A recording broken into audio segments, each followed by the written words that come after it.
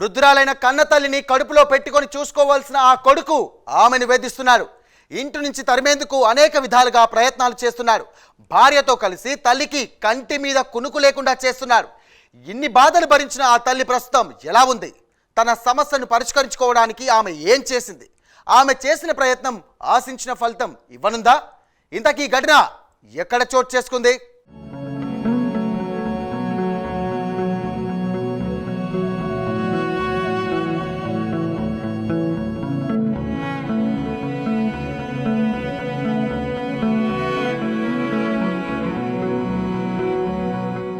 గుంటూరు జిల్లాలో మేడికొండూరు మండలంలో ఉంటున్న లక్ష్మీ రాజ్యం అనే మహిళ ప్రస్తుతం అనేక ఇబ్బందులు పడుతోంది. తండ్రి చనిపోయిన తర్వాత తల్లి నుంచి ఇంటిని పొలాన్ని తన పేర రాయించుకున్న కొడుకు ఆమెను ఇంటి నుంచి వెళ్లగొట్టాడు. తానింట్లో ఉన్న కాలంలో కొడుకు కోడలు తనను ఇబ్బందులు పెడుతూ ఉండడంతో పోలీసులను ఆశ్రయించింది. తన రూంలో కరెంటు నీరు రాకుండా బంద్ చేస్తున్నారని ఆమె పోలీసులకిచ్చిన ఫిర్యాదులో పేర్కొంది. ప్రస్తుతం తన కాళ్లు పనిచేయడం లేదని కర్రల సాయంతో నడుస్తున్న తనను ఇంకా ఇబ్బందులు పెడుతున్నారని ఆమె ఆవేదన వ్యక్తం చేసింది. తనకు న్యాయం చేయాలని ఎస్పీకి ఫిర్యాదు చేసింది ఆ మాతృమూర్తి.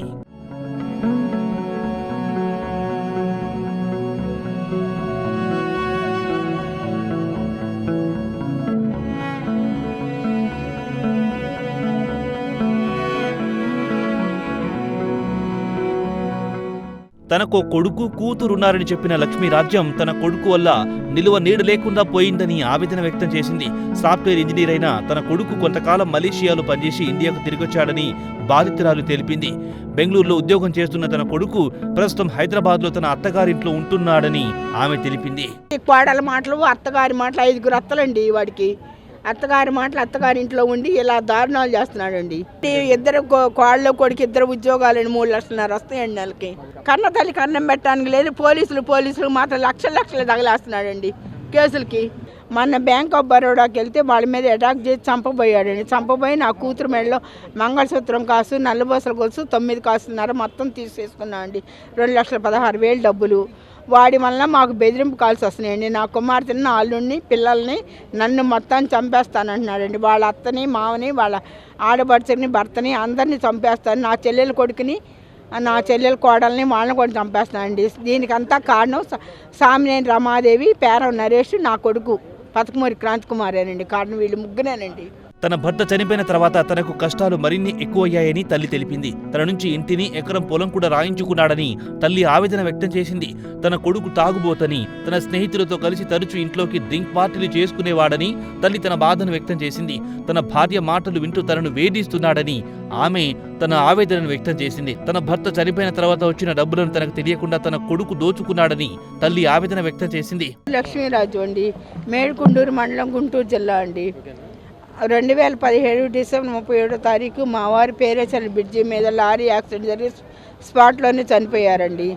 దాని ద్వారా నాకు చంద్రన్న బీమా 5 లక్షలు, ఎల్ఐసి 4 లక్షలు, టీడీపీ పార్టీ ఆఫీస్ నుండి 2 లక్షలు, బ్యాంక్ ఇన్సూరెన్స్ 1,50,000 వచ్చినాయి. మొత్తం 13,00,000 నా కుమారుడు నాకు తెలియకుండా తన అకౌంట్ ట్రాన్స్ఫర్ కొట్టుకున్నాడండి. మా వారి పెద్ద కర్మ రోజే నా కుమార్తెను కొట్టి ఇలాంటివన్నీ చేయటానికి నా కుమార్తె సహకరించదని తన భార్యను తీసుకెళ్ళి ఫ్యామిలీ సర్టిఫికేట్ కోసం విఆర్ఓ దగ్గర ఫోర్జరీ సంతకాలు చేయించి మొత్తం ఇవన్నీ వచ్చేలా చేశారండి. చెప్పుకోలేని బాధలండి నా ఈ కొడుకు కాళ్ళు పెట్టే టార్చరు. నన్ను అసలు చూడపాంగ కనీసం నన్ను కొట్టి ఇంట్లో కూడా ఉండకుండా ఎల్లగొట్టాడండి. ఎల్లగొడితే నేను ఎక్కడ ఉండటానికి ఏమి చేయాలో అర్థం కాని పరిస్థితులు నా కుమార్తె దగ్గరికి వెళ్ళానండి. 5 సంవత్సరాలు బట్టి నా కుమార్తె దగ్గరే ఉన్నానండి. తన కుమారుడు వేధింపులు భరించలేక గత 5 సంవత్సరాలుగా తాను తన కుమార్తె వద్దనే ఉంటున్నారని లక్ష్మీరాజ్యం తెలిపారు. తన కాళ్లకు గాయమైన కారణంగా సర్జరీ చేయించుకోవాల్సి వచ్చిందని, ఆ సమయంలో కూడా తన కొడుకు నుంచి ఎటువంటి ఆదరణ లేకుండా పోయిందని లక్ష్మీరాజ్యం ఆవేదన వ్యక్తం చేశారు. కాళ్ళ మీద కొట్టేటప్పుడు ఇదిగో ఇలా జరిగిందండి. నాకు ఇలా జరిగేటప్పటికి నేను నిలబడలేక పడిపోయేటప్పటికి నేను కాళ్ళు ఫ్రాక్చర్ అయ్యి 2 బోన్స్ ఇరిగిపోయినాయండి. 2 కాళ్ళు. కామినేని హాస్పిటల్లో సర్జరీ జరిగిందండి 4 ఇయర్స్ బ్యాక్. అయినా కనీసం నా కొడుకు కానీ నా కోళ్ళు కానీ వచ్చి పట్టించుకోలేదండి. 5 లక్షలు అయినాయండి. 5 లక్షలు కూడా నా కుమార్తె పెట్టుకుందండి. ఇలా ఇంత దుర్మార్గంగా లాంటి కొడుకుని ఏ తల్లి కనకూడదు. ఏ తల్లికి ఇలాంటి మనక్షోభ అనేది ఉండకూడదండి. ఇంత దుర్మార్గుడిని